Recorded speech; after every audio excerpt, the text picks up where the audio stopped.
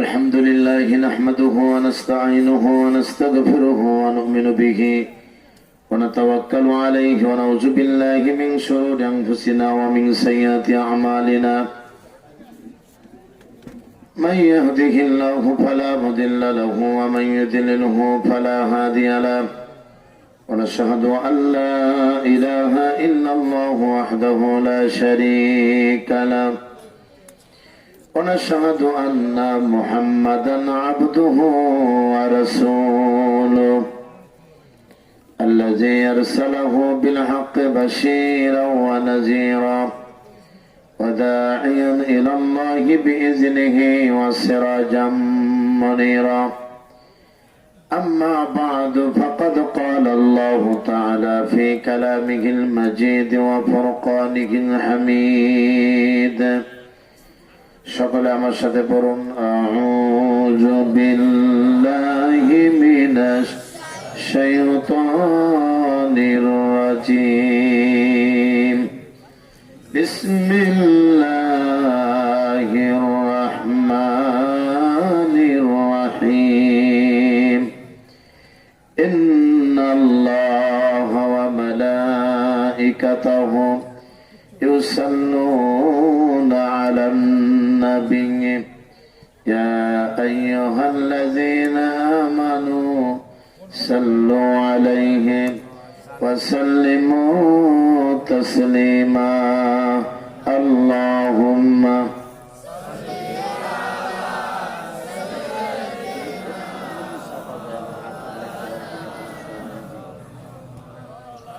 وعلى آل سيدنا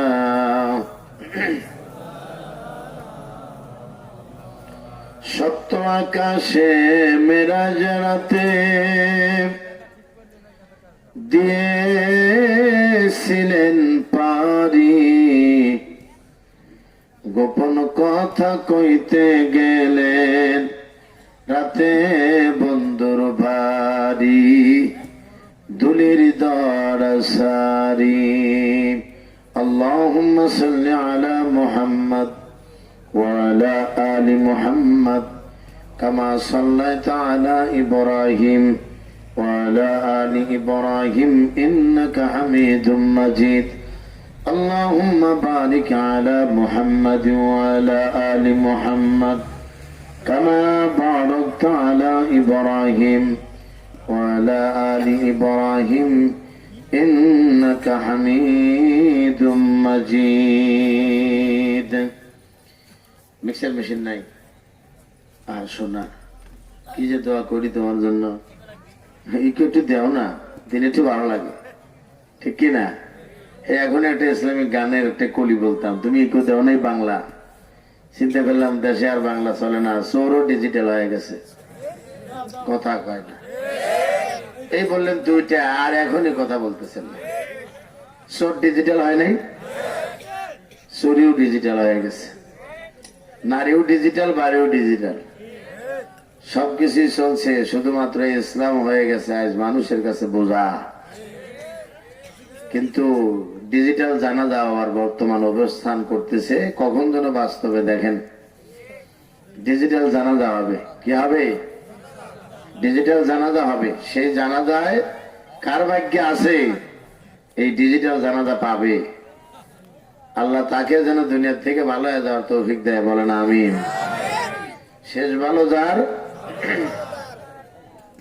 আমার ভাইরা যে যদি ইকো থাকে তাহলে একটু নিয়ে আসো ইনশাআল্লাহ আমরা কথা বলছি গোপালনগর উত্তরপাড়া হযরত বেলাল রাদিয়াল্লাহু তাআলা আনহু জামে মসজিদের উন্নতি কল্পে আয়োজিত ইসলামিক জালসার মুআজ্জাজ মুহতারাম সভাপতি জনাব সাবেক চেয়ারম্যান কি বনোয়ারি নাকি আচ্ছা বনোয়ারিনগর অনেক বনিয়ানগর নাকি সেই বনিয়ানগর আচ্ছা ইউনিয়ন পরিষদ জনাব এস.এম. শহীদুল ইসলাম ইয়াহিয়া নাকি আল্লাহ পাক ভাইজানকে কবুল করুক সাবেক থেকে বর্তমান বানায় দিক বলেন আমিন যে আমিন যদি জোরে বলতে কষ্ট হয় তা আসতেই বলেন আর যদি মনে করেন যে না হুজুর খিচুড়ি আছে নাকি আচ্ছা আচ্ছা আচ্ছা ভবিষ্যতে তো আপনারা আরো এগিয়ে গেছেন, এক ধাপ এগিয়ে গেছেন।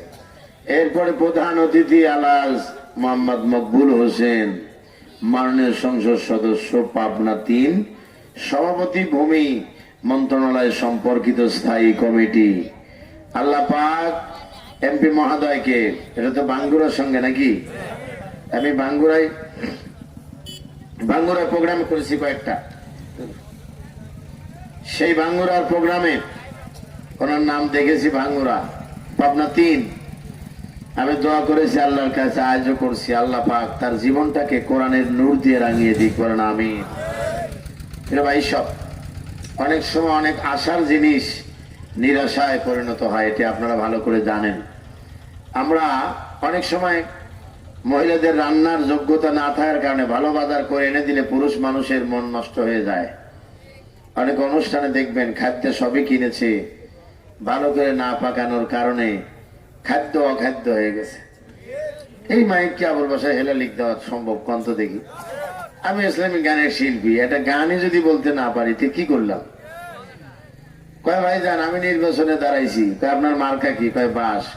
অদ্ভুত বিষয়, এইরকম মার্কা তো কারো নাই। কয় আমার সিদ্ধান্ত হলো নির্বাচনে যদি পারি অন্তত কিছু না দিল বাস একটা দেব মানুষকে, এই জন্য আমি কি বাস মার্কা। প্রিয় ভাই সব, তো অন্তত পক্ষে আমি যদি আবুল বাসার হেলালি বক্তা, উনি যদি একটি ইসলামিক গানই গাইতে না পারেন তাহলে তো ওয়াজ না করাই ভালো, আমার মনে বলে। এরকম আমার কাছে খারাপ লাগে আর কি। যাই হোক, আল্লাহ আমাদের আবেগকে কন্ট্রোল করে দিক, পরিবেশটাকে আরো সুন্দর করে দিক, বলেন আমিন। প্রিয় ভাই সব, আপনারা দীর্ঘ সময় কথা শুনছিলেন আলেম ওলামাদের কাছ থেকে। এবার আমি আপনাদেরকে বিরক্ত করছি খিচুড়ির আগে, যদিও আমি সরে যাব বলে তাড়াতাড়ি খিচুড়িও পাবেন আপনারা হাতের কাছে খুব তাড়াতাড়ি। চলুন আমরা যাই কোরআনের কাছে, যা দিতে পারে মানুষের ইহকাল এবং পরকালের মুক্তির সার্টিফিকেট। আল্লাহ রাব্বুল আলামিন এই পৃথিবীর মানব মণ্ডলীর জন্য তার পক্ষ থেকে সর্বশ্রেষ্ঠ হাদিয়া, কি বলেছি বলেন তো? সবাই ওয়াজ বুঝে যাবেন ইনশাআল্লাহ। সর্বশ্রেষ্ঠ হাদিয়া এই দুনিয়ায় আল্লাহ পাক নিয়ামত রাজি দিয়ে তিনি কোরআনে বলেছেন, ওয়া ইন তাউদ্দু নি'মাতাল্লাহি লা তুহসুহা। আমি যে নিয়ামত দিয়েছি, নিয়ামত যদি গুনতে থাকো তুমি ক্লান্ত হয়ে যাবে, পরিশ্রান্ত হয়ে যাবে। আমি আল্লাহ পাক যে তোমাকে নিয়ামত দিয়েছি, এই নিয়ামতকে গুনে গুনে ফুরানো সম্ভব নয়। এরকম অগণিত নিয়ামত আল্লাহ পাক মানুষকে দিয়েছেন, এ জাতির মানুষের জন্য দিয়েছিলেন। তার ভিতরে আপনারা কি বলবেন আমি জানি না, তবে আমি যা বলছি সত্য বলছি। আল্লাহ পাক তার ভিতরে সর্বশ্রেষ্ঠ একটা হাদিয়া দিয়েছেন নিয়ামত হিসেবে, যে নিয়ামতের নাম আল্লাহ রাব্বুল আলামিন রেখেছিলেন কোরআন। সেই কোরআনুল কারীম মানুষের জন্য রহমত হিসেবে, বরকত হিসেবে আল্লাহ দুনিয়ায় দিলেন। আর বললেন, শিক্ষক যেমন সিলেবাস তোমাকে দিয়ে দেয়, ওই সিলেবাসের অনুযায়ী ছাত্রকে পড়ালেখা করতে হয়। রেজাল্ট যখন বেরিয়ে যায়, ছাত্র বারবার প্রশ্ন খুঁজে খুঁজে দেখতে থাকে আর বলতে থাকে, এভাবেই তো আমার ওস্তাদ আমাকে সিলেবাস অনুযায়ী পড়াইছিলেন। ওই ছাত্র যদি ভালো রেজাল্ট করতে চায় তাহলে সিলেবাসের পূর্ণাঙ্গ অনুসরণ করা দরকার আছে না নাই? আল্লাহ বলছেন, বান্দারে আমার এই দুনিয়াতে তুমি যদি ভালো ছাত্র হতে চাও ইমানের ক্লাসে, তাহলে তোমার জন্য আমি আল্লাহ পাক সিলেবাস দিয়েছি। সেই সিলেবাসের নাম হলো আল্লাহর কোরআন। সুবহানাল্লাহ ওয়া বিহামদিহি। কিন্তু বড়ই পরিতাপের বিষয়, খুব গুরুত্ব মনে করে শোনেন। এই পাশে একজন যে যেতে পারেন, এই যে কথাগুলো বলতেছে এগুলো একটু বন্ধ করে দেন, খারাপ করে কোনো কথা বলবেন না কাউরে। দেখেন জোরে জোরে বলতেছে না কথা, এই কথাটা একটু বন্ধ করেন। আপনাদের কষ্ট হচ্ছে, একটু চিৎকার দিয়ে আল্লাহু আকবার বলুন। যে আপনারা তো আমার অনেকেই নিয়মিত শ্রোতা, এলাকায় আসলে মাহফিল শোনেন, মেহরবানি করে কথার উত্তরগুলো একটু ভালো করে দিবেন। আমার ভাইরা, সেই কোরআনুল কারীম, এখন যে কথাগুলো বলবো আমি বলছি না যে আমি যোগ্যতম বক্তা হিসেবে বলছি, তবে একেবারেই যে আমি আল্লাহর কোরআন থেকে কথা আপনাদেরকে বোঝানোর জন্য চেষ্টা করব না, এটাও কিন্তু হবে না। আমি চেষ্টা চালিয়েই যাব। সমাজের নেতৃস্থানীয় এলাকার মানুষ যারা আছেন তারা মনোযোগ দিয়ে কথাগুলো শুনতে থাকেন। আজকে আমরা যারা কোরআনের কথা বলতে যায় মানুষের কাছে শত্রু হয়েছি, আসলে কিন্তু আমরা শত্রু না, বরং আমাদেরকে কোরআন না বুঝে না মানার কারণে তাদের সঙ্গে অটোমেটিক আমাদের সঙ্গে শত্রুতা শুরু হয়ে গেছে। আসলে কিন্তু আমরা শত্রু না। আমার ভাইরা, সমাজ যদি সুশৃঙ্খল ভাবে চলতো, নিষিদ্ধ জিনিস যদি সমাজে না চলতো, সুদ যদি না থাকতো, তাহলে আমরা সুদের বিরুদ্ধে কথা বলতে আসতাম না। জি জি, আপনাকে জবাব দিতে হবে। আমরা কিন্তু হারানোর কিছুই নাই মুসলমানেরা। এ জীবনে কোরআনের কথা বলতে যায় না বোঝার কারণে মানুষের মার খেয়েছি। এ কোরআনের কথা বলতে যায় মানুষের রোশানলে পরে গ্রেফতার হয়েছি। এ কোরআনের কথা বলতে যায় চোর না হয়েও চোরের মতো পালায়া গিয়েছি। এ কোরআনের কথা বলতে যায় যে কথা বলতেই পারতো না সামনে, সেও বড় বড় চোখ করে কথা বলেছে। কিন্তু আমরা কোন রকমের কিছু পরোয়া না করে আমার আল্লাহ কথা বলতে চেষ্টা করেছি। তার কারণ এ দুনিয়ায় তো শেষ নয়, আল্লাহর কাছে আমাদেরকে চরম হিসাবের সম্মুখীন হতে হবে। তবে যদি ধৈর্য ধরতে পারো ও পাবনার মুসলমান নরনারী, ধৈর্য যদি ধরতে পারো, আর যদি তোমরা সবুর ইখতিয়ার করে সামনের দিকে এগিয়ে যেতে পারো, আজ হোক কাল হোক কোরআনের বিজয় তথা সত্যের বিজয় হবেই। কেননা সত্য মানুষকে মুক্তি দিবে, আর মুক্তি মানুষকে নাজাত দিবে, নাজাত মানুষকে জান্নাতের দরজায় পৌঁছায় দিবে। আজ কাল পরশু হোক আসবে রে বিজয়, একদিন আসবে রে বিজয়। আরো জোরে বলেন ঠিক কিনা? জালিমের প্রাসাদ বাতিলের দুর্গ, জালিমের প্রাসাদ বাতিলের দুর্গ, করব করব করব ক্ষয়। আজ কাল পরশু হোক আসবে রে বিজয়, একদিন আসবে রে বিজয়। স্লোগানে আর স্লোগানে সকলেরই ডেকে যায়, এই পৃথিবীর আর কোথাও এই মিছিলের তুলনা নাই।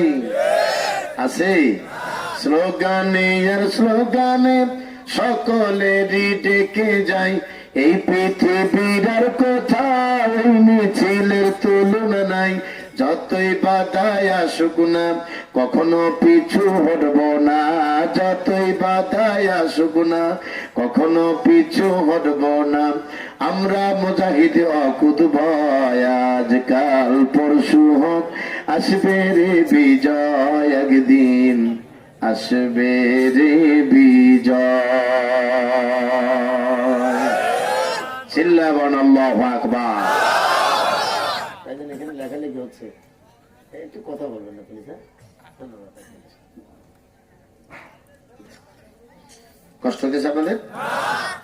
আমার ভাইরা খুব ইজি ভাবে কথা বলবেন ইনশাআল্লাহ, রাগারাগি নেই, মারামারি নেই, কিচ্ছু নেই। আপনার মানুষ অনেক ভালোবাসে আমাদের, আলহামদুলিল্লাহ। আমার ভাইরা, মহান রব্বুল আলামিন তার পক্ষ থেকে সর্বশ্রেষ্ঠ হাদিয়া হিসেবে যে কোরআন দিয়েছেন, সেই কোরআনে ভালোবাসায় আমি আপনাদের বলছি, মানুষের ব্যক্তি জীবনের সমস্যার সমাধান, পারিবারিক জীবনের সমস্যার সমাধান, রাজনীতি, অর্থনীতি, সমাজনীতি, পররাষ্ট্রনীতি, এমন কোন নীতি নাই যা আল্লাহ রাব্বুল আলামিন কোরআনুল কারীমের ভিতরে দেন নাই। সুবহানাল্লাহ বলেন। দিয়ে বলেছেন এ কোরআন যদি তোমরা মেনে নাও তাহলে তোমাদের কি হবে, সে কথাই তো আপনাদের বলতে চেয়েছি। 1 নাম্বার পয়েন্ট, এ কোরআন যদি কেউ মেনে নেয়, এ কোরআনের আইন যদি কেউ গ্রহণ করে, আল্লাহ পাকের ভাষায় তিনি আমাদের বলেছেন ফালা খাউফুন আলাইহিম ওয়ালা হুম ইয়াহজানুন, থাকবে না কোনো ভয়, থাকবে না কোনো চিন্তা। জোরে বলেন সুবহানাল্লাহ। দলিলটা ভালো করে আপনারা মুখস্থ করে যান। আমি তো বিস্তারিত ব্যাখ্যা বলতে পারবো না, আপনারা বাড়িতে গিয়ে একটু রিডিং সুন্দর করে তাফসীর করে নেবেন। কোরআনুল কারীমের 2 নাম্বার সূরা। কত নাম্বার সূরা? 2 নাম্বার সূরা। সূরার নাম সূরা বাকারা। জোরে বলেন নাম কি? এত ছোট কোরআন শরীফ দিবেন কেন আপনারা? না না না, থাক থাক। জি প্রিয় ভাই সাহেব, আমি পেয়েছি, আপনি বসেন বসেন। পেয়েছি ভাইজান। আমার ভাইরা, কোরআনুল কারীমের 2 নাম্বার সূরা, 1 নাম্বার পারা। সূরার নাম সূরা বাকারা। নাম কি? বাকারার 38 নাম্বার আয়াতে আপনারা পড়বেন। আল্লাহ পাক বলছেন, কুল নাহবিতু মিনহা জামিয়া। আল্লাহু আকবার। এই একটা কাহিনী আছে ছোট, অনেক বড় কাহিনী, আমি সংক্ষেপে বলবো। লক্ষ্য করেন, আদম এবং হাওয়াকে যখন আল্লাহ পাক জান্নাতে দিলেন, দেওয়ার পরে জান্নাতের ভিতরে তারা বসবাস করতে লাগলো। সেই জান্নাতের ভিতরে আল্লাহ রাব্বুল আলামিন আদম এবং হাওয়াকে একটি গাছের নিকটে যেতে নিষেধ করলেন।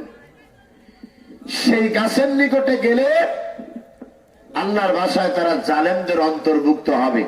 আমি কিন্তু কোরআনের কথাই, আয়াতের কথাই কিন্তু মুখে সংক্ষেপে বলছি, ভালো করে বোঝেন। কিন্তু শয়তানের প্ররোচনায় আদম এবং হাওয়া সেই সীমা লঙ্ঘন করে সেই গাছের নিকটে গেলেন। আল্লাহ রাব্বুল আলামিন বললেন, কুল নাহবিতু মিনহা জামিআ। বেরিয়ে যাও দুইজনই, জান্নাত থেকে বেরিয়ে যাও। আর জান্নাতে থাকার মতো তোমাদের কোনো এই মুহূর্তে অধিকার নাই, বেরিয়ে যাও। একজন নয়, দুজনই যাও। দুজন যাবে। জান্নাতের পোশাক শরীর থেকে কেড়ে নেওয়া হলো, স্বামী স্ত্রী থেকে আলাদা করে দেওয়া হলো। আল্লাহ পাক বললেন, আমি তো সৃষ্টিকর্তা তোমার, তোমরা দুনিয়াতে যাবে, তোমাদের সম্পর্ক স্থাপনের মধ্য দিয়ে পৃথিবীতে জনগণের সৃষ্টি হবে। আমি আল্লাহ পাক তাদের জন্য যুগে যুগে আমার পক্ষ থেকে হেদায়েতের বাণী পাঠিয়ে দেব। বলেন আল্লাহু আকবার। কষ্ট দিয়েছে মনে হয় আপনাদের? আল্লাহ কি তাহলে আমাদের ভুলে গেছেন? আল্লাহ কিন্তু বলেন নাই। আদম এবং হাওয়াকে বের করে দিলেন। বের করে দিয়ে বললেন যে এর পরেও তো তোমাদের বংশ বিস্তার হবে, তোমরা এই দুনিয়াতে তোমরা বংশ বিস্তার করে মানুষ আসতেই থাকবে কিয়ামত পর্যন্ত। সেই মানুষগুলো তারা পথের দিশা কোথায় পাবে? আল্লাহ পাকের ভাষায় তিনি বললেন, ও নবীজি, ফাইম্মা ইয়াতিয়ান্নাকুম মিন্নি হুদা। আল্লাহ পাক বলেন, আমার পক্ষ থেকে হুদা যাবে। কি যাবে? হুদা যাবে। এর মানে হলো সিরাতুল মুস্তাকিমের পথের দিক নির্দেশনা যাবে। আল্লাহু আকবার বলেন। সেই দিক নির্দেশনাটা তোমরা যদি কেউ মেনে নাও, থাকবে না কোনো ভয়, থাকবে না কোনো চিন্তা। এখন আপনাদের কাছে প্রশ্ন হলো আমার, দেখেন তো তাফসীর আপনারা বুঝতেছেন কিনা। এখন আপনাদের কাছে প্রশ্ন, আল্লাহ কি শুধুমাত্র আদম এবং হাওয়ার জন্যই এই বিধান দিয়েছিলেন? না, তা দেননি। আল্লাহ রাব্বুল আলামিন বলছেন, বান্দারে, আমি এমন কোন জাতি পৃথিবীতে আসে নাই যাদের কাছে রিসালাতের দাওয়াত আমি আল্লাহ পৌঁছায় দেই নাই। কি পৌঁছায় দিয়েছেন আল্লাহ পাক?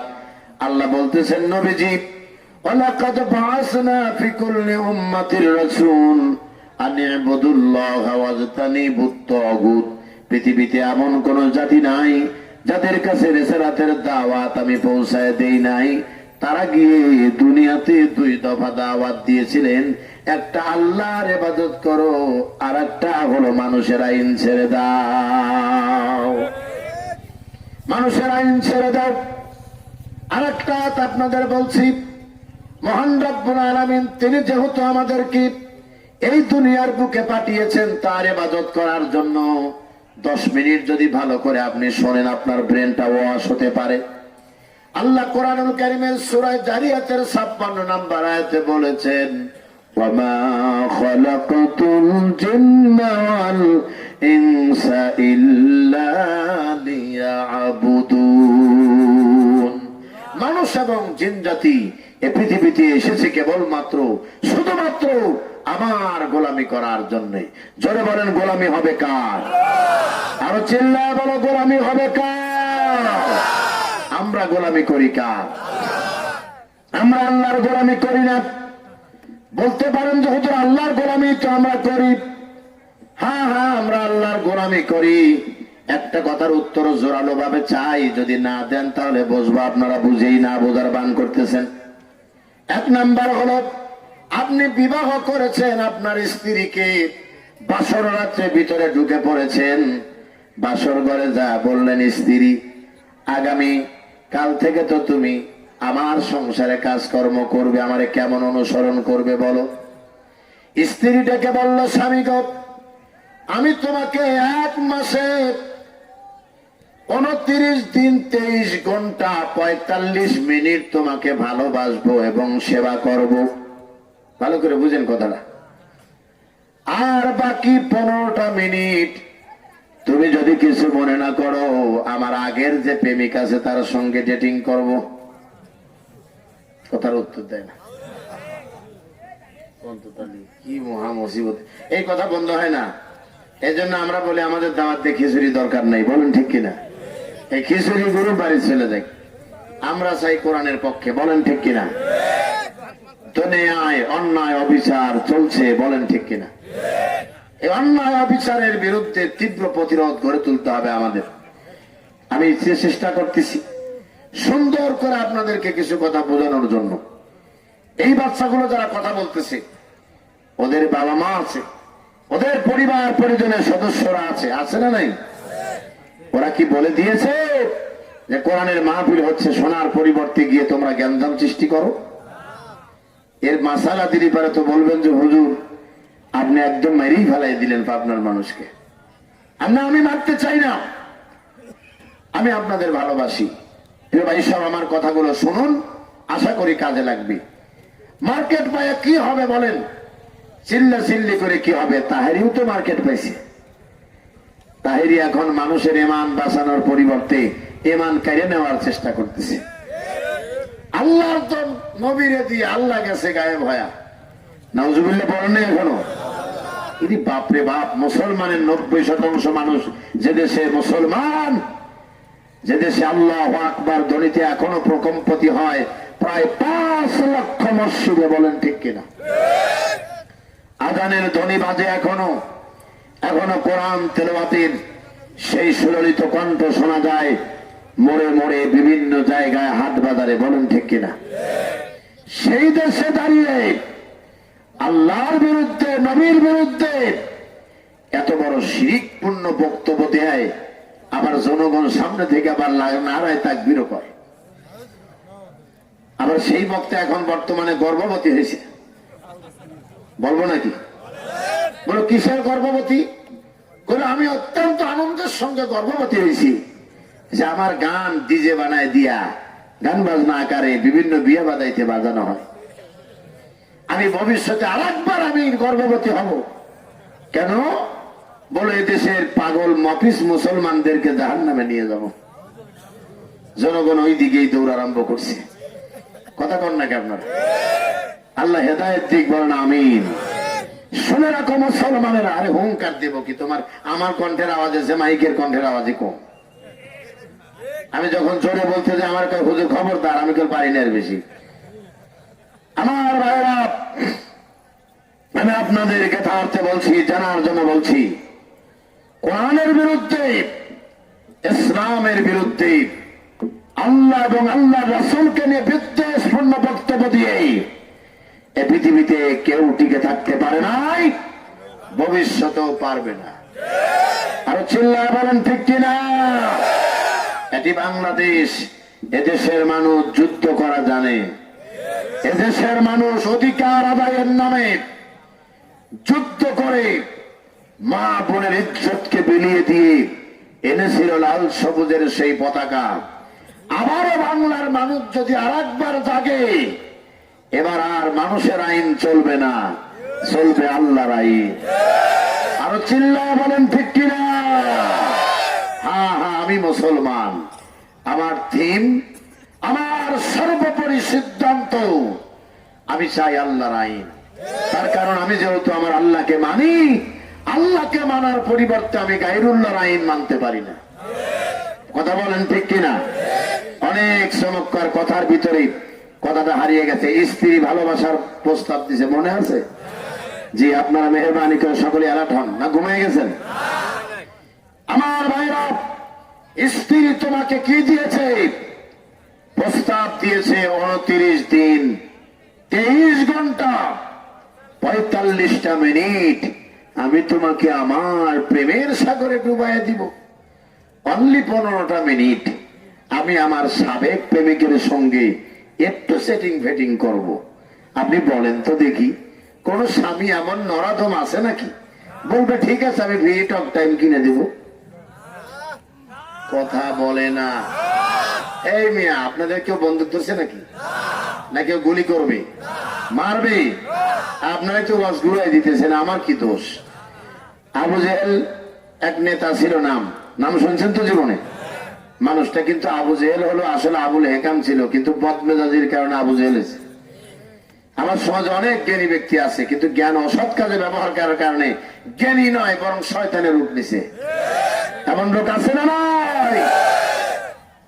অন্যায় অবৈধ কাজ করবে, বাধা দেওয়া যাবে না, দিলেই হুজুররা খারাপ। হুজুরদের বিভিন্ন রকমের কথা বলতেছে। মানুষ মরে গেলে চুরি করিয়া বাটফারি করে নিয়ে যা কবরে ঢুকাই দিতেছে। হুজুর যদি যা দোয়া করতেছে, আমার হুজুরের মতো এরকম তাকওয়াবান হুজুর একজনও নাই। হুজুর এত সুন্দর দোয়া করে, আমার দেশে সব মানুষ তারে সালাম দেয়। বলে তোমার এলাকায় চোর বাটপার নাই? কয় সব আছে। কয় তারাও হুজুরকে দেখলে মাথা নিচু করে যায়। এর মানে হলো হুজুরকে মনে করছে জান্নাতে যাওয়ার মনে হয় উপাদান। কথা কয় না? গত 13 তারিখে মাহফিল করছি গাজীপুরে একটি অঞ্চলে। উপরতলায় বসে আছি, মাত্রই গেছি, এক চাচা দাড়ি, তাই বলে আবার আপনাদের যারা দাঁড়িয়ে আছে তারা মনে করেন না।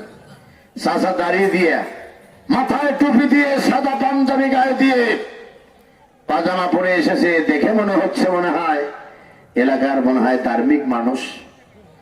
আমি একটা ফোনে কথা বলতেছি, দ্বিতীয় বক্তা বসে আছে, উনি দুজনকে উদ্দেশ্য করে বলতেছেন আপনারা একটু বুঝে শুনে কথা বলেন। তখন আমি চিন্তা করলাম, চাচাকে এখান থেকে যদি মুরিদ না বানাইতে পারি তো নিচে গেলে বিপদ আছে। কথা কয় না? বলে প্রতিবাদ এখানেই আরম্ভ করতে হবে, না স্যার হবে না। ওই বক্তা কিছুই বলতেছে না। বললাম মেয়ে তোমার ব্রেনে ধরে নাই, কিন্তু আমার ধরেছে ঠিকই, ফোন কেটে দিলাম। বললাম চাচা কি জানে বললেন? একটু দেখে শুনে ওয়াজ করেন। বললাম পৃথিবীর এমন কোন মুফাসসির আছে ও কাকা না দেখে ওয়াজ করে? কয়েক টাকা থেকে আর উত্তর দিতেছে না। সর্বনাশ, পান মুখের ভিতরে পান এখন পড়িয়ে যাওয়ার অবস্থা। বললাম খাইতে থাকো একটু, পরে আবার বলতেছি। বললাম চাচা মিয়া, আপনার এলাকায় বা দেশে অন্যায় কি রকম? কই বাবা হ্যাঁ তো বলাই যায় না। তো অন্যায় যদি থাকে তীব্রতর, কোরআনের সঙ্গে সাংঘর্ষিক অবস্থা যে সমাজে চলে, ওখানে কোরআনের কথা শুনবে আবার সবাইকে খুশি করবে। চোর বলে কি? কথা কয় না গে? তাহলে কি সবার চেয়ে বড় চোর আমি হব, চোরের লিডার? চাচাকে বললাম চাচা হবি না, নিচে নিবে তো গুম গুম শব্দ হবি, যা থাকে কপালে। আল্লাহু আকবার কোন। চাচা মুখটা শুকা করে নিচে গেল। মুতামিম সাহেব ওয়াজ শেষে বলল, হুজুর আমি সারাক্ষণ আপনাকে পাহারা দিছি, আপনার এই কণ্ঠ শুনে ওরা আতঙ্ক মনে করে যে না জানি মনে হয় কাশিমপুর কারাগার থেকে বের হয়ে আসলো নাকি। ডিজিটাল বাংলাদেশে, ডিজিটাল বাংলাদেশে কত কিছু দেখতে পাই। সত্য কথা বলবো এবার, রাগ করো না কেহ ভাই। বলবো একটু বলবো, এতে কাজ করে না বা। ডিজিটাল বাংলাদেশে, ডিজিটাল বাংলাদেশে কত কিছু দেখতে পাই। সত্য কথা বলবো এবার, রাগ করো না কেহ ভাই। কত অপরাধী গুইরা যে বেড়ায়, কোরআনের পাখি কেন বন্দি জেলখানায়। কত কত অপরাধীরা ঘুরে যে বেড়ায়, আলেমরা বন্দি কেন জেলের ভিতর ভাই? নেই সম্মান আলেমদের আজ, ঠিক কিনা? নেই সম্মান আলেমদের আজ মুসলমানের বাংলায়। সত্য কথা বলবো এবার, রাগ করো না কেহ ভাই। ডিজিটাল বাংলাদেশে, ডিজিটালই বাংলাদেশে কত কিছু দেখতে পাই। সত্য কথা বলবো এবার, রাগ করো না কেহ ভাই। সত্য কথা বললে আবার ওয়াজ মাহফিল বন্ধ হয়। রাগ করতেছেন? আমার ভাইরা, সময় তো আজকে আরো তাড়াতাড়ি যাবে, এর ভিতরে সন্দেহ নাই। আমি যতটুকু বুঝতে পেরেছি 11:50 যদি মনোজাত করি, আর মাত্র 26 মিনিট আপনারা পান। এ কি করলাম বাবা? আমি কেন পাবনার দাওয়াত নিলাম? তার কারণ পাবনার মানুষ অনেক সময় বোঝে না, হুজুরের ধরে ওঠেন, কিন্তু হুজুরে যে খেজুর বাড়ায় গেল, হুজুর তা বুঝলো না। আল্লাহ হেদায়েত দান করেন, জোরে বলেন আমিন। আর চিল্লাবেন আমিন। আমার ভাইয়েরা, আমার ঘরে অনুযায়ী বলেছি, আপনার 2-1 মিনিট এদিক সেদিক থাকতে পারে, আপনারা কোনো কষ্ট দিবেন না। আপনাদের কাছে বিনয়ের সঙ্গে অনুরোধ করে বলছি, আমার ভাইয়েরা, যে কথা বলতেছিলাম, কোরআন যদি মেনে নাও তাহলে থাকবে না কোনো ভয়, থাকবে না কোনো চিন্তা। কিসের ভয় থাকবে না? প্রশ্ন আছে কিনা? কিসের চিন্তা থাকবে না? বেশি ব্যাখ্যা করলে পরেরটা বলতে পারবো না। আল্লাহ পাক বলছেন ভয় থাকবে না হলো তোমার চুরির ভয় থাকবে না, ডাকাতির ভয় থাকবে না, জেনা দর্শনে গুমের ভয় থাকবে না। নারী তার অধিকার নিয়ে চলবে, নারী দিনে রাতে তার অধিকার নিয়ে, তার সম্ভ্রম বাঁচিয়ে নিয়ে চলবে। এমন কোন কুতুব নাই যে সামনে দাঁড়ায়া কোন নারীকে দর্শনের প্রস্তাব দিতে পারে। আল্লাহর নবী, আতিম নবী, বিশ্ব নবী সেই দিনের জন্য আন্দোলন করেছিলেন। বড়ই পরিতাপের বিষয়, আপনারা মনোযোগ দিলে আপনাদের চোখে এমনি পানি এসে যাবে। আমরা কি মানি আর ইসলাম আমাদের কি দিয়েছে। প্রিয় ভাই সব, থাকবে না কোনো ভয়। আজ পর্যন্ত মসজিদের জুতা চুরি বন্ধ হয়েছে কিনা বলেন? মসজিদে যদি কোনো ব্যক্তি জুতা রেখে ভিতরে নামাজে যায়, ওর ভয়ের অবস্থা খারাপ।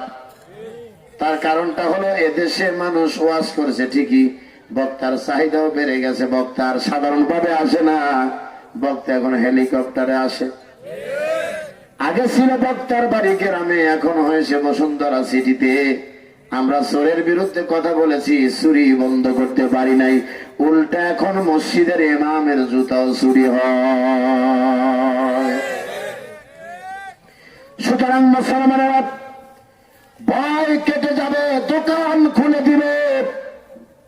সৌদি আরবে নামাজ পড়তেছিলাম, আমার এক ভক্তের দোকানে বসে আছি। তাইবা নামে একটা মার্কেট আছে, আপনারা মদিনায় যারা গিয়েছেন তারা জানেন। এই মার্কেটের যে গলির ভিতরে পাঞ্জাবির বড় বড় দোকান, সেখানে হেজাবের বড় বড় দোকান। হঠাৎ করে মাগরিবের নামাজের প্রায় 15-20 মিনিট, কেন আধা ঘন্টা প্রায় বাকি আছে, আমাকে বললেন, হুজুর দয়া করে মেহেরবানি করে আপনার চলে যেতে হবে এখান থেকে। আমি বললাম কেন? বলে, এখন যদি প্রশাসন এসে আমার দোকান খোলা দেখে তাহলে আমার নামে জরিমানা হয়ে যাবে। সারাদিন যা বিক্রি করেছি তা আমার জরিমানা গুনতে হবে। বললাম কেন? বলে, ওই যে দেখেন প্রশাসনের লোকজন সবাই ডাকতেছে, সালা সালা সালা, আসো নামাজের দিকে আসো, কল্যাণের দিকে আসো। ডাক কি শুনতে পাও না? কিছুই করবে না, সিসি ক্যামেরার মাধ্যমে দেখে বিচার কার্য চালিয়ে দিবে। আপনি বলেন তো দেখি, এই সমাজে যদি নামাজের জন্য যদি আমরা এরকম ব্যবস্থা চালু করতে পারতাম, আল্লাহর কসম করে বলি, আমাদের মতো বক্তাদের এবং আপনাদের আয়োজকদের আর এত কষ্ট করে মাহফিল করতে হতো না। গতকাল যেখানে মাহফিল করেছি, ওই মাহফিল কর্তৃপক্ষের থেকে একজন ছেলে এসে আমাকে মঞ্চে ওঠার আগে ডেকে বললেন, স্যার একটা বিষয় আপনার কাছে অনুরোধ, আপনি যে কেন্দ্রীয় মসজিদের মাহফিলে এসেছেন, আপনি তাকায় দেখেন আমাদের মসজিদটা কত সুন্দর টাইলস করা, এত সুন্দর। কিন্তু বড়ই পরিতাপের বিষয়, আমাদের এই মসজিদে মুসল্লি পাওয়া যায় না। হুজুর, এত বড় মসজিদ পড়ে আছি। আমার তখন মনে পড়লো আল্লাহর নবীর কথা।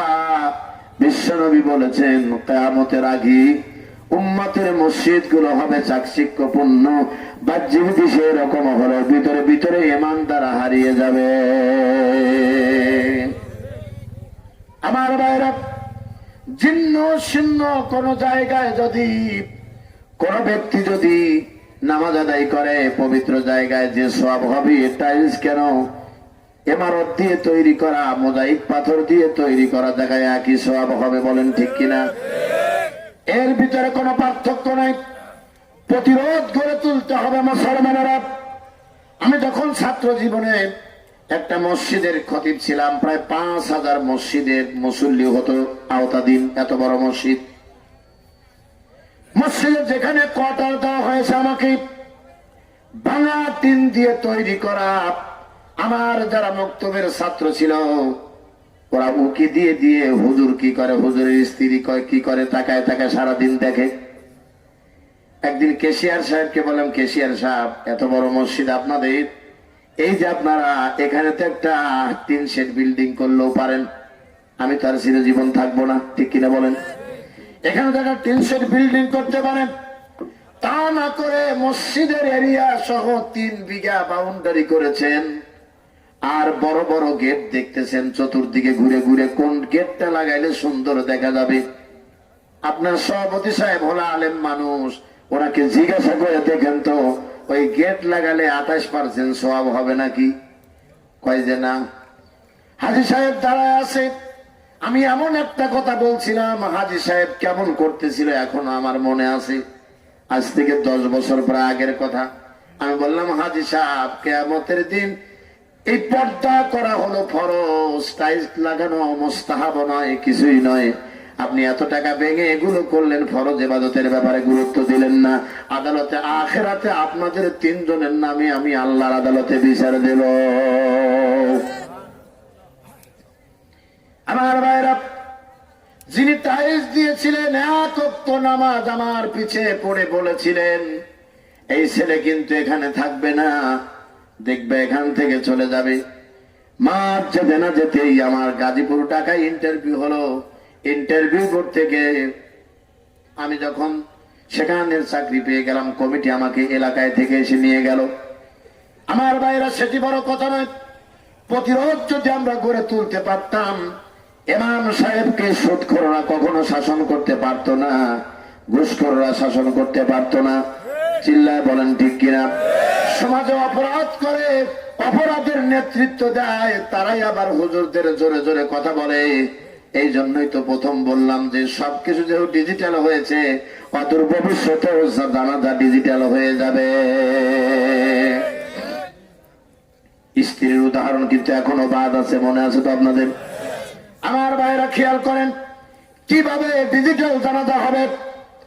জানাজার কাতারে দাঁড়ায় আপনি যদি আপনার স্ত্রীকে প্রতিদিন মারধর করেন, খারাপ করে কথা বলেন, আপনার সঙ্গে সে ভালো ব্যবহার করবে নাকি?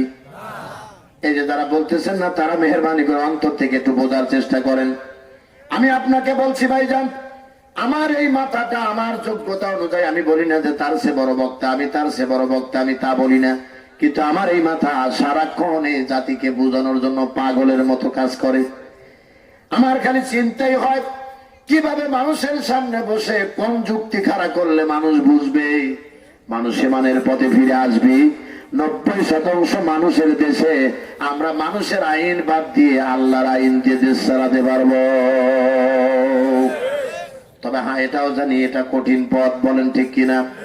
এ পথে বাধা আসবে, নির্যাতন আসবে, নিপীড়ন আসবে, অত্যাচার নির্যাতন সব সহ্য করে যদি এগিয়ে যেতে পারো, একালে যদি কিছু না পাও, আল্লাহ পাক পরকালে তোমাকে জান্নাতের মেহমান বানায় দিবে।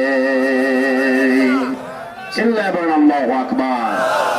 আমার ভাইরা, আমার দিকে মেহেরবানি করে আপনারা খেয়াল করেন, স্ত্রী কিন্তু আপনাকে ভালোবাসবে না, ভালো করে বলছি, হাসার কথা হাসবেন না, একটু বুঝবেন আপনারা। ভবিষ্যতে দেখবেন আজ ইমামদেরকে দেখতে পারে না, আলেমদের মাহফিলে গিয়ে মাউথপিস কেড়ে নেওয়া হয়। আলেমরা রাস্তায় গাড়ি রাখলে ভেঙে দেওয়া হয়। কথা বলেন না কেন আপনারা? দিনে রাতে ইমামদেরকে, আলেমদেরকে, মুয়াজ্জিনদেরকে গোলাম মনে করা হয়। অথচ সমাজের ওই লোকগুলো মারা গেলে জানা যায় ইমাম সাহেব যাবে, সারা জীবন খারাপ ব্যবহার করছেন, মরার পরে কাঁদবে নাকি? জানা যায় দাঁড়াবে আর বলবে আল্লাহ ডিজিটাল শুরু করছি। বলে কিভাবে শুরু করলাম? ওই আল্লাহ নামাজ পড়ার জন্য শর্ত হলো অজু করা, অজু ছাড়া আজকে আরম্ভ করছি। হুজুর এসে দাঁড়াইছে সামনে কাতার, আল্লাহু আকবার বলে। জানাজার কাতার দ্বারা পিছনে দাঁড়া আছে হাজারো মানুষ। সামনে থেকে হুজুর লাশের দিকে তাকায় থেকে বলতেছে, কি ব্যাপার, শুয়ে আসাও কেন, এত গরম তোমার, কোথায় গেলে একটু দাঁড়াও। আজকে অজু ছাড়া দাঁড়াইছি, পারলে আমারে বাধা দাও। আর চিল্লা বলেন ঠিক কিনা? দাঁড়া, ও বেটা দাঁড়া, দাঁড়াবে। অজু ছাড়া আরম্ভ করছি। ইমাম সাহেব তাহলে ঠিক আছে বলছে, বেশিক্ষণ দেরি করলে পিছন থেকে লোকমা দিতে পারে। আল্লাহু আকবার আবার বলছে, বলছে তোর অত্যাচারে চাকরি করতে পারি নাই, তোর অত্যাচারে দাওয়াতের জন্য বের হলে মনে মনে ভাবছি হুজুর সব খাইলো। অথচ আল্লাহর কসম করে বলতেছি, আমার সাথে কত মানুষ বসে দেখে আমি একদিন যা খাই কোথায় এক বেলায় খাই ফেলেছে। আমি বলছি ভাইজান কিছু মনে নিবেন না, আমরাই না সব খাইলাম, এখন দেখি মোচ ছাড়া আর দাড়ি ছাড়া মানুষই তো বেশি খায়। কথা কয় না। সম্মানিত ভাইরা আমার, আবার তাকবীর দিয়ে বলেছে ইমাম সাহেব আল্লাহু আকবার। 4 নাম্বার তাকবীর দেওয়ার আগে বলেছে, আল্লাহ আমি তো ওযু ছাড়া দিছি। আবার জিজ্ঞাসা করা উঠলো না, সারা জীবন পাঞ্জাবের বিরুদ্ধে কথা বলছে, জুব্বার বিরুদ্ধে কথা বলছে। আজকে জুব্বা গায়ে দিছে বড়, মাথাও বেঁধে দিছে, পাও বেঁধে দিছে, নড়াচড়া করতে পারতেছে না। ঠিক কিনা বলেন? আজকে শুয়ে আছে আল্লাহ, আমরা ওযু ছাড়া শুরু করছি, এর মানে হলো এটা জানা যায় না, এটা একটা অভিনয় করলাম, তোমার কাছে ছেড়ে দিলাম, ইচ্ছা রকম মার দিও, আমরা কেউ দোয়া করব না। বিভিন্ন এলাকায় যাই, এই পাবনার মানুষ বিভিন্ন এলাকায় যায়, হুজুর আপনি বড় বক্তা, একটু দোয়া করেন, আমার বাবা শুয়ে আছে। আমার মাথায় তখন ক্যাচ করে যে বাবা শুয়ে আছে না শয়তান শুয়ে আছে, আমি কেমনে জানবো? আমি তো আর দেখি নাই লোকটা ওয়াজগব আলাইহিস সালাম নাকি ভালো মানুষ। বলে দোয়া না করলেও তো বিপদ। ওস্তাদের মা শেষ রাতে কথা কয় না, দোয়া না করলেও তো বিপদ, তাহলে দোয়া কেমনে করব? কবরের কাছে যা বলে আপনারা সবাই আসেন দোয়া করি। হাত তুলে বলেছি আল্লাহ ওরাও ছাড়ে না, আমিও পারি না, এর ভিতরে যদি ভালো মানুষ থাকে তুমি জান্নাত দিয়ে দাও, আর যদি একটু বেজাইলে লোক থাকে আরো বেজাল ঢুকায় দাও। তার কারণ তুমি বেজাল করে কবরে যাবা, আমি দোয়া করে ফেরেশতা রাতের মার খাবো নাকি? কথা কন। সম্মানিত ভাইরা আমার, বাংলাদেশে চোরাগুপ্তর রাস্তার নাই, বন্ধ হয়ে গেছে। এরে বাবা রে, আল্লাহু আকবার। কষ্ট হয়েছে ভাইজান, সবাই একসঙ্গে একটা চিৎকার দেন, আল্লাহু আকবার বলে। মিয়া দেখেন তো পাশে কে বলে নাই, এইবার দিয়ে দেখবেন আল্লাহু আকবার। পাশে যে বলে নাই দেখেন তো, উনি তো আবার মমতাজের গ্রুপ না, তো বুকটা ভাইটে যায়। আর না হয় শাহরিয়ার কবিরের গ্রুপ, নাম তার মুরগি কবির। কথা কর না কে? আর না হয় তসলিমা নাসরিনের কোন আত্মীয় স্বজন হবে। তার কারণ তসলিমা বুবু বলছিল পুরুষ যদি খালি গায়ে হাঁটে আমরা হাঁটলে দোষ কি? অনেক যুবক ছেলে বলে সুবহানাল্লাহ কইছি, হুজুর একটু দেখলেন নি ভালো করে। আরে বেটা তো রুচি নাই। যে জিনিস বেশি ডেকে রাখা হয় তার কদর বেশি হয়। আরো জোরে বলেন ঠিক কিনা? যা দেখি ফেলেছে মানুষ, নাসির হোসেন বুঝতেছে ঠেলা কারে কয়, আর মিডিয়ায় পাওয়া যায় না। তামিমা তুমি গেলা কই? আমি তো যদি আমার হাতে আইন থাকতো তাহলে আগে আমি মামলা দিতাম রাকিবের নামে। কি কারণে জানেন? স্ত্রীকে কন্ট্রোল করতে না পারলে হে পুরুষের বিয়ে না করিয়া রোজা থাকা ভালো। কথা কন নাকি আপনারা? 10 বছর বিয়ে করার পরে 11 বছরের প্রথম দিনে বাড়িতে পা রাখলে যেন স্ত্রী বলে যে তরকারি দিলাম লবণ না কি করলাম আল্লাহ জানে। তাই বলে আবার নবাবজাদার নসরুল্লাহ খার মতো খালি সরায় থাপড়ায় অস্থির করবেন না, তাহলে কিন্তু ভালোবাসা ডিজিটাল জানাজার মতো হবে। কথা কন নাকি আপনারা? আমার ভাইয়েরা, আমার দিকে আপনারা লক্ষ্য করুন। আমি যে কথা আপনাদের বলতেছিলাম, তসলিমা নাসরিন বেচারি এত কষ্ট করিয়া এমন কথা বলে গেছে। এখন বর্তমান সমাজে বাংলাদেশের নারীরা, আপনারা সবাই আমার এই বক্তব্যটা জানেন, যে তারই কথা আমল করতে যায় এখন আর নারী নাই, এখন ব্রয়লার মুরগির রূপ ধরছে। কি মুরগি চেনেন আপনারা? বলবো না কি? ব্রয়লার মুরগির রূপ ধরছে। কিভাবে? যে যত বেশি আটো আর যে যত বেশি টাইট ফিটিং আপনার পোশাক পরে যত ছোট পোশাক পরতে পারবে, সে নিজে তত বেশি নিজেকে ভাগ্যবতী মনে করে। কথা কন নাকি আপনারা? ওইটার পিছিয়ে আমরা চলতেছি, বলেন ঠিক কিনা? দেশি মুরগি ওর কিন্তু গায়ে গোস্ত কম, আবার কাপড়ও বড় বড় পরে, ঠিক কিনা? যদি বাজার থেকে ব্রয়লার মুরগি কিনে বাড়িতে ছেড়ে দেন, দেখবেন আরামে হাঁটবে। আমার স্বাধীনতা চাই। আহা, মনে হয় তসলিমা নাসরিনের সাথে বান্ধবী বানাই দিই।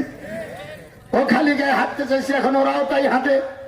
দেশি মুরগি পাল্টে যাওয়া বলে কিরে, এরকম মাল তো আমাদের এলাকায় নাই। কোথেকে আসলি তুই? তোর বাড়ি কোথায়? কথাই বলতে চায় না, ভাবি অন্যরকম। কথা বুঝতে পারছেন তো? তার কারণ কথা বলবে কেমনে? তো ডেটিং করা মেয়ে মানুষ, কথা তো সহজে বলবে না। দেশি মুরগি বলছে, আচ্ছা তোর গায়ের কাপড় এত ছোট কে? বলছে বেটা আমার তো ছোট হোক বড় হোক তুই দেখার কে? তুই কিছুই বলবি না। আর তোর কি লজ্জা শরম নাই?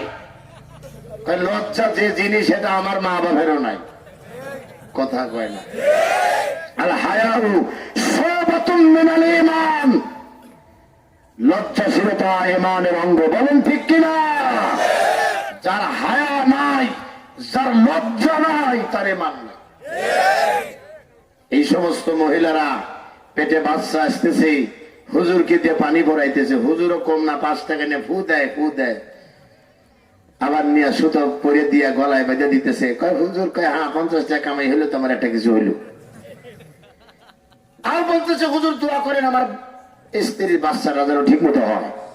আরে মিয়া, ঠিক মতো তো হবেই। হওয়ার পরে স্টার জলসা তুমি দেখছো 3 ঘন্টা, ও তো 8 ঘন্টা দেখবেই। কথা কন নাকি আপনার? কেননা কোনদিনও বাবলা গাছ থেকে আঙ্গুর ফলের আশা করা যায় না। আঙ্গুর ফল পেতে হলে আঙ্গুরের বীজই বপন করতে হয়। কোন মায়ের সন্তান যদি বৈধ সন্তান না হয়, আমি চ্যালেঞ্জ করে বলতে পারি, যে সন্তান মায়ের পেট থেকে আসলো আর ওই মায়ের শরীরের গঠন অন্য পরপুরুষ দেখলো, এই নারীর পেট থেকে কখনো ভালো সন্তান অত সহজে আশা করা যায় না। সন্ত্রাস মুক্ত সমাজ অত সহজে হবে না। কথা বল না কি আপনারা? আমার ভাইয়েরা, অনেক কথা বলতে গেছি। ডিজিটাল এই দেশে অনেক কিছু দেখা যায়, সত্য কথা বললে আবার রাগ করে মানুষ, ঠিক কিনা বলেন? আমার ভাইয়েরা, সে কথার দিকে আমি যাব না। আল্লাহ বলছেন কোনো ভয় থাকবে না। আপনাদের ভিতরে বিশ্বাস আছে নাকি? আল্লাহ যদি বলে ভয় থাকবে না কোনো চিন্তা। কেননা ইসলাম যখন কায়েম হয়ে যাবে, তখন আর অভাবীরা না খেয়ে মরবে না। চিকিৎসার অভাবে মানুষ দুঃখে রাস্তাঘাটে পড়ে মরবে না। অন্ন বস্ত্র বাসস্থান সব তারা পেয়ে যাবে। ইসলামী সমাজ তা গ্যারান্টি দিবে। বলেন ঠিক কিনা? আমার ভাইরা, ওই যে বলতেছিলাম আবু জেহেল বদমেজাজি, মনে আছে তো আপনাদের? আবু জেহেল বদমেজাজি, ওই যে সুবহানাল্লাহ বললেন হুজুর কথাটা আবার কি হলো? আবু জেহেলের চিন্তা ছিল কোন বাড়ি যদি কেউ মারা যেত, চলে যেত সেই বাড়িতে, যা নেতা হিসেবে পাওয়ার নিয়ে কথা বলতো, আর কোন এতিম থাকলে তাকে নিয়ে চলে আসতো, এতিমের অর্থ সম্পদ সব নিয়ে চলে আসতো। কিছুদিন যাওয়ার পরে লালন পালন না করে উল্টা তারায় দিয়া, টাকা না দিয়া তারে বিদায় করে দিত। এইবার এই ছেলেটা টাকা চেয়েছে, আমার অর্থ আমারে ফিরে দাও আবু জেহেল। আবু জেহেল বলেছে আমি দিব না তোরে, তুই চলে যা। আশেপাশে যে নেতা ছিল, এই ছোট ছোট নেতারা অনেক সময় বড় নেতার সে পাওয়ার দেখায়, কথা কন না গে, শুধু লাফায়, শুধু লাফায়। কয় কি আপনি? কয় আমি ওয়ার্ডের নেতা। বাপরে বাপ, মনে হয় এমপির চেয়ে উপরে। এরকম ভাব আছে না নাই? সম্মানিত ভাইরা আমার, আল্লাহ ডাকতে বলেছে বান্দারে তুই যে এত লাফালাফি করিস, লাতামশি ফিল আরদি মারহান, অহংকার করে জমিনে লড়িস না। লাফ দিয়ে জমিনটারে ফাটাতে পারবি না, পাহাড়টারে ডেঙিয়ে যেতে পারবি না। তার কারণ লাফানে বন্ধ করে দে। আমি আল্লাহ পাক একবার পাতলা পায়খানা, দুইবার বমি দিলে তোর উপায় থাকবে না। নেতার কি সাহস, মৃত্যুর সঙ্গে পাঞ্জা লড়ে, পায়খানার গরম সহ্য করতে পারে না, ঠিক কিনা বলেন? এরপরে হাসপাতালে বলে মৃত্যুর সঙ্গে পাঞ্জা লড়তে কি সলিমুদ্দিন দুঃসাহস, চিন্তা করছেন তো আপনারা? আমার ভাইরা, কিছুক্ষণ পর লেখা ওঠে অমক দলের অমক নেতা অমক হাসপাতালে উইকেট পড়ে গেছে, ইন্না লিল্লাহ ডট ডট ডট ডট রাজিউন। দেখছেন তো, কথা কয় না, বোঝা গেছে আমার উপর রাগ আপনাদের, তাই না? এই তো যাবো না একটু পরেই, দেখুন আমার ভাইরা, ইন্না লিল্লাহ ডট ডট ডট ডট রাজিউন। এক লোক খুব চালাক, কিরে এনে ডট ডট আসলো কেন? ইন্না ইলাইহি রাজিউন কেন বললি না, ডট ডট কেন বললি? এই লোকটা বাইসে থাকতে কোনদিন কোরআন পুরো মানে নাই, অর্ধেক মানছে অর্ধেক মানে নাই। এই জন্য আল্লাহ ব্যবস্থা করে দিছে, দোয়া ফুল আসে নাই, দোয়ার মাঝখানে ডট ডট লাগাই দিছে। এইটা নাই তোমার আসল বাড়ি, কবর হবে ঠিকানা। তোমার মনের মাঝে আছে, পাবনার মানুষ, ও তোমার মনের মাঝে আছে মুনাফিকের জয়। এক আল্লাহর গোলাম আমি, এই তো পরিচয়, এই তো পরিচয়। জীবনের চেয়ে মানের দাম জানো অনেক বেশি, তবু কেন এমান ছেড়ে জীবন পেয়ে খুশি? এই জীবনের চেয়ে মানের দাম জানো অনেক বেশি, তবু কেন এমান ছেড়ে জীবন পেয়ে খুশি? ও তোমার এমানের মাঝে আছে, ও তোমার এমানের মাঝে আছে মুনাফিকের জয়। এক আল্লাহর গোলাম আমি, এই তো পরিচয়, এই তো পরিচয়। আমার ভাইরা, আবু জেহেলের কথা বলতেছিলাম, মনে আছে আপনাদের? ওই ছেলেটাকে তাড়ায় দিয়েছে, আশেপাশের পাতি নেতারা ডেকে বলতেছে এই বাচ্চা এদিকে শোন, দেখে এসে বলে এই টাকা কেউ তুলে দিতে পারবে না, একজন ব্যক্তি পারবে, বলে নাম বলে দাও। বলে নামটা বলছি, মুহাম্মদ সাল্লাল্লাহু আলাইহি ওয়াসাল্লাম তুলে দিতে পারবে, বলেন সুবহানাল্লাহ। ওদের চিন্তা ছিল মুহাম্মদ সাল্লাল্লাহু আলাইহি ওয়াসাল্লামের কাছে কোনো লাঠি আর বাহিনী নাই, কোনো ফোর্স নাই, কোন রকমের সিকিউরিটির কোন ব্যবস্থা নাই, আসলেই অপমান করবি। আরে আল্লাহর নবীর কাছে গিয়ে বলেছে, গো আল্লাহর নবী, আবু জেহেল আমার টাকা নিয়েছে, পয়সা নিয়েছে, ফিরে দেয় না। আজকে উল্টা বলেছে আপনারে নিয়ে গেলে নাকি দিয়ে দিবে, আপনি একটু চলেন। আমার নবী এতিমের হাত ধরে নিয়ে রওনা দিয়েছি। আবু জেহেলরা কয়েকজন বসে আছে, দূর থেকে ভিতরে প্রবেশ না করে গেটের সামনে দাঁড়ায় আল্লাহর নবী বলেছেন, আবু জেহেল, এই ছেলেটা তোমার কাছে তার বাপদাদার সম্পদ পায় নাকি? বলে পায়। বলে দেরি না করে এখনই তার হাতে উঠাইয়া দাও। আবু জেহেল তার সাথের লোকজন বলে, তোরা কারা আছো, তাড়াতাড়ি দিয়ে দে। সুবহানাল্লাহ, মিয়া তাড়াতাড়ি দিয়ে দে। নেতা কোথা থেকে ঠেলা আসলো? কয়া তোরা বুঝবি না, তাড়াতাড়ি দে। ছোট ছোট নেতারা লাফাই দিচ্ছে, দেবো না। তাড়াতাড়ি দে। কি হয়েছে বলো, কানে কানে বলো। পরে বলতেছি, তাড়াতাড়ি দে। আমার ভাইরা টাকা পয়সা সবকিছু দিয়ে দেওয়ার পরে নেতারা ঘিরে ধরে জিজ্ঞাসা করেছে, আবু জেহেল, আমি তো চেয়েছিলাম মুহাম্মদ সাল্লাল্লাহু আলাইহি সাল্লামকে অপমান করা দেখবো আমরা, কিন্তু তুমি তা না করে কেন চাওয়ার সাথে সাথে দিয়ে দিলা? আমি যা দেখেছি তোরা দেখিস নাই। আমি দেখতে পেলাম মুহাম্মদ সাল্লাল্লাহু আলাইহি সাল্লামের সাথে কোনো মানুষ নাই, কিন্তু কারের উপর দেখে যেন দুটা বন্দুক ধরে দাঁড়ায় আছি। আর দেখে বলছে, আবু জেহেল তাড়াতাড়ি দি, মাথার খুলি তুলে দেওয়া হবে।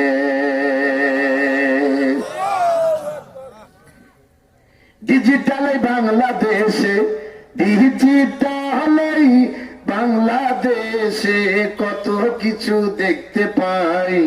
সত্য কথা বলবো এবার, রাগ করো না কেহ ভাই। কত গাঁজা খোর রাস্তাঘাটে নিরপরাধ মানুষগুলো জেলখানাতে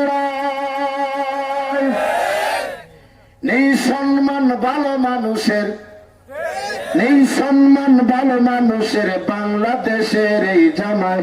আর সত্য কথা বলবো এবার, রাগ করো না কেহ ভাই। ডিজিটাল বাংলাদেশে, ডিজিটাল বাংলাদেশে কত কিছু দেখতে পাই। সত্য কথা বলবো এবার, রাগ করো না কেহ ভাই। স্ত্রী প্রস্তাব দিয়েছে 50 আমার গড়িতে বাজে, চলেন জায়গা এখন ইনশাল্লাহ।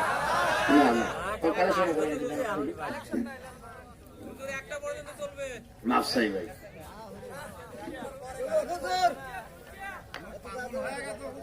আল্লাহু আকবার।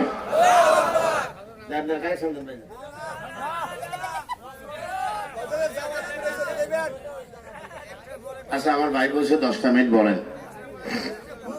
ধন্যবাদ আপনাদের। আচ্ছা শোনেন, আমরা এই এলাকায় আসি আপনাদেরকে অপমান করতে না। আমার এত মনে মায়া, আপনি কলমা খুব রাগ মানুষ, কাজের আপনার এত রাগ কেন? বেটা, যার রাগ নেই তত ভালোবাসাই নেই। কথা বল নাকি আপনারা? যারা দেখবেন মুখ ফুলে থাকে, অত সহজে হাসে না, ও বাবা এর ভিতর কি আছে বোঝা বড় দায়, ঠিক কিনা বলেন? কিন্তু যার মনে বেশি রাগ, তার মনে মায়া বেশি, বলেন ঠিক কিনা? তবে রাগে যা মন চায় তাই করা যাবে না, কেননা হিতে বিপরীত হতে পারে। নিজের স্ত্রী মনে করে অন্যকে যদি টাটা দেওয়া যায়, হাত কেটে দিতে পারে। কথা বল নাকি আপনারা? 15 মিনিট এখনো যায় নাই। আল্লাহু আকবার। যে 10 মিনিট বলবোই ভাই জানি ইনশাআল্লাহ, যা থাকে কপালে বলছে। আমার ভাইরা 29 দিন 23 ঘন্টা 45 মিনিট তোমার সঙ্গে আমি পেয়ার করব, ঠিক কিনা?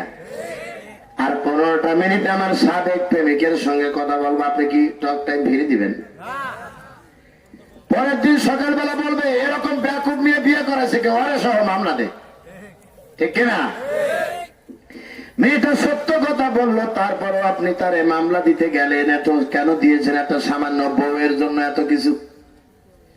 জমিন সৃষ্টি করেছেন কে?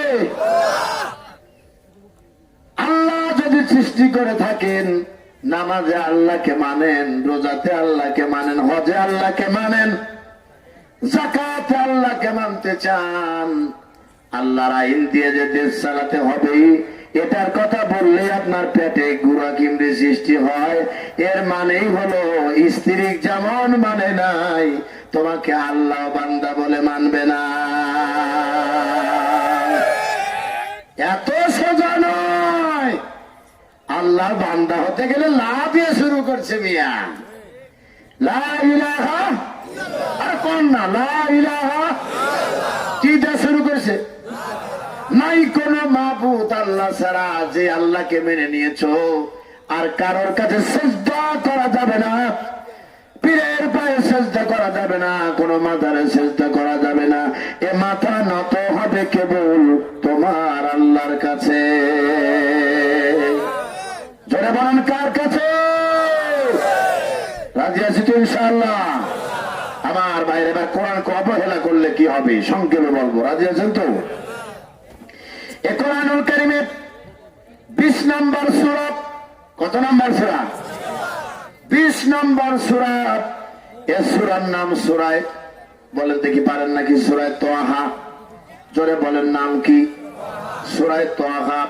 এই সূরায়ে তাহা 124 থেকে 126 নম্বর আয়াতে আল্লাহ রাব্বুল আলামিন সে কথাই আমাদেরকে তুলে ধরেছেন। আল্লাহ আমাকে এবং আপনাদেরকে আমল করার তৌফিক দিন। জোরে বলেন আমিন।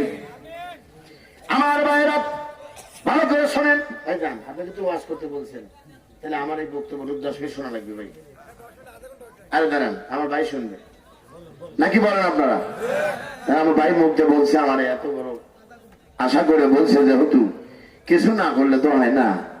এত চেষ্টা করলাম পাবনা আসার জন্য, কিন্তু পাবনার লোকজন খালি শেষ হইতে দেয়, এই জন্য আর পারি না আমরা। আমার ভাইয়েরা, এ কোরআনে ভুল আছে নাকি? যারা চুপ করে আছেন তারা ভালো করে বলেন, ভুল আছে? যারা এখনো মুখ বন্ধ করেছেন তারা মনে করবো যে আসলে আপনারা মনে হয় গোপনে গোপনে আবু জাহেলের দল করেন। তাড়াতাড়ি বলেন কোরআনে ভুল আছে নাকি? মাশাআল্লাহ, ভেরি গুড।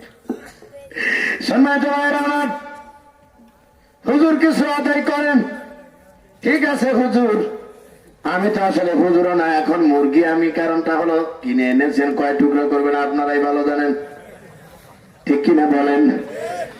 আমার ভাইরা আমার দিকে খেয়াল করেন, আমি যা বলছি কোরআনকে কেউ যদি অবহেলা করে তার জন্য আল্লাহ পাক ট্রিটমেন্ট করে দিচ্ছেন। আল্লাহ রাব্বুল আলামিন বলছেন, ومن أراد عن ذكري فإن له معيشة ضنكا ونحشره يوم القيامة أعمى। হ্যাঁ, এই কথাটা সবার শুনতে হবে। আমার ভাইরা, আমি আপনাদের শত্রু নয়, আমি আপনাদের পরম বন্ধু মনে করতে পারেন। বিপদের কান্ডারি আল্লাহ নবী ছিলেন, তার কথাগুলো আমি আপনাদের কাছে পৌঁছে দিচ্ছি, বলেন ঠিক কিনা? আমার ভাইরা, আল্লাহ বলছেন, যে ব্যক্তি আমার যে ব্যক্তি আমার জিকির থেকে, এই তাকান দিকে, আমার জিকির থেকে, এই জিকির দ্বারা পৃথিবীর সমস্ত মুফাসসির বলেছেন, এই জিকির দ্বারা আল্লাহ পাক কোরআন শরীফকে বুঝিয়েছেন। ومن أراد عن ذكري فإن له معيشة ضنكا ونحشره يوم القيامة أعمى। আল্লাহ পাক বলেছেন, বলতেই ভয় করে, যারা আমার জিকির থেকে মুখ ফিরিয়ে নিবে, অবহেলা করবে, দুটা শাস্তি আল্লাহ দিবেন। বলেন কয়টা? ও ভাই বলেন কয়টা? নাম্বার 1, 1 নম্বর শাস্তি হলো আল্লাহ দুনিয়ার জীবন সংকীর্ণ করে দিবি। আর 2 নম্বর হলো কিয়ামতের দিন আল্লাহ পাক ওই ব্যক্তিকে অন্ধ করে কিয়ামতের মাঠে উঠাবে। আমার তরুণ ভাইরা, তোমাদের বলছি, হাত জোর করে বলছি ভাই, এই গভীর রাত 12টা পার হয়ে যাচ্ছে, আমাদের বুকে ব্যথা লাগে, সারা রাত চলতে হয়। গতকাল শাহজাদপুর থেকে আমি চার্জ দিয়েছিলাম ঠাকুরগা, কত দূর? প্রায় 303 কিলোমিটার যেতে হবে আমাকে, আর এখান থেকে তো আরো দূরে হবে। এটা আপনাকে বুঝতে হবে। কিন্তু এই সময়ের এই কথাগুলো প্রাণবন্ত, এই সময় আপনারা আমার দিকে তাকান, আমার মনে কষ্ট লাগতেছে। আর আমার জাতির মানুষ কোরআন বুঝলো না, 90% মানুষ মুসলমানের দেশে, আমরা আল্লাহর আইন আজও পেলাম না। আমার ভাইরা, 2টা শাস্তি দিবেন কোরআনকে অবহেলা করলে। কয়টা? একটা দুনিয়াতে, আর একটা দুনিয়াটা হলো আল্লাহ দুনিয়ার জীবন সংকীর্ণ করে দিবে। এ ব্যাপারে মতনৈক্য আছে। একদল বলেছে কবরে আল্লাহ সংকীর্ণ করে দিবে।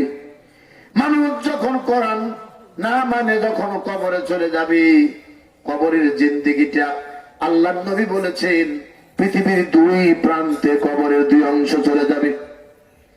এত জোরে চাপ দিতে থাকবে, বিশ্ব নবীজি দুটা আঙ্গুলের ভিতরে আঙ্গুল ঢুকায় দেখাইলেন সাথীরা রে, এত জোরে চাপ দিবে মানুষের একটা হাড্ডি আর একটা হাড্ডির ভিতরে ঢুকে যাবে।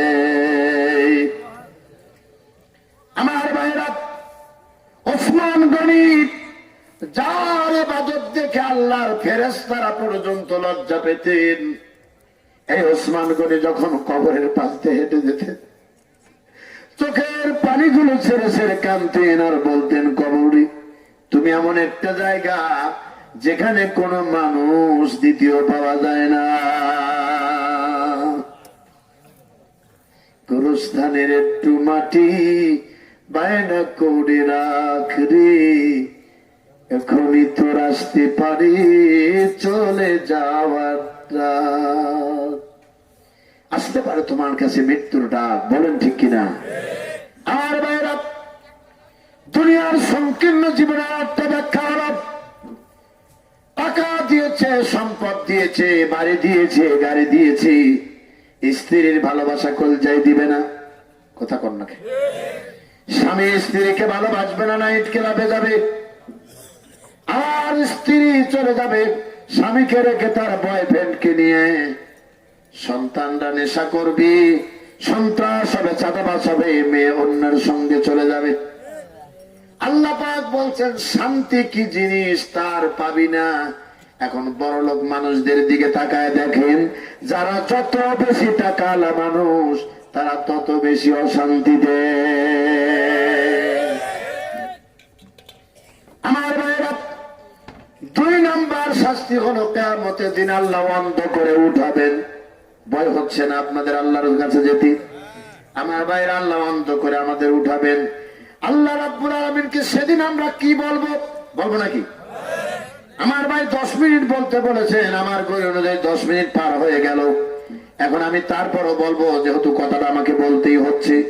আমার ভাইরা, এই যে কিয়ামতের দিন অন্ধ করে উঠাবেন, আমরা তখন যারা অন্ধ হবে সেই মানুষগুলো আল্লাহকে ডেকে বলবেন, আল্লাহ কত সুন্দর সিলেবাস দিয়েছেন, আজ থেকে 1400 বছর আগে ওপেন সিলেবাস। সুবহানাল্লাহ বললেন না?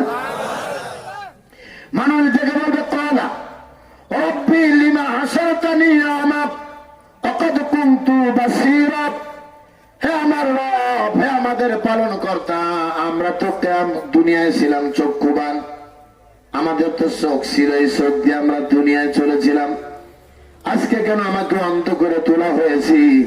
আল্লাহর পক্ষ থেকে জবাব দিবে, বান্দারা ভালো করে শোনো, আমি আল্লাহ কেন তোমাদের অন্ধ করেছি? ক্বালা কাযালিকা তাতকা আয়াতুনা ফানাসিতাহা ওয়া কাযালিকাল ইয়াউমা তুনসা। আল্লাহ রাব্বুল আলামিন বলেন, নবীজি, আল্লাহ সেদিন ডেকে বলবে, দুনিয়ায় যখন তোমাদের কাছে কোরআন গিয়েছিল, এই পাবনার মানুষ, তোমাদের কাছে যখন কোরআন গিয়েছিল, আমার জিকির গিয়েছিল, তোমরা মানো নাই, মুখ ফিরিয়ে নিয়েছিলে।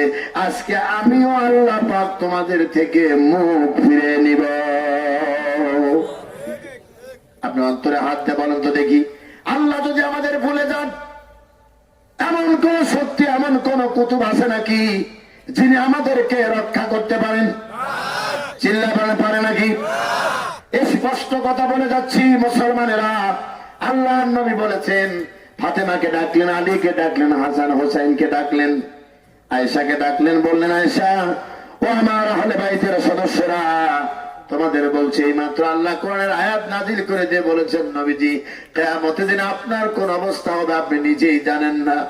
সুতরাং ও আলী, ও ফাতেমা, ও আয়েশা, ও হাসান হোসাইন, কিয়ামতের দিন আমি নবীর পরিচয়ে তোমাদের কোনো ফয়সালা হবে না। যার যার ফয়সালা হবে তার তার আমলের উপরে। আল্লাহ নবীজি যদি এই কথা বলতে পারেন, তুমি কোন পীরের হাত ধরেছ, পীর তোমাকে জান্নাতে নিবি। তুমি কাকে ভালোবেসেছ, সে তোমাকে জান্নাতে নিবি। গাঁজাখড়ি চিন্তা বাদ দিয়ে দাও, আল্লাহ ছাড়া কিয়ামতের দিন উপায় না।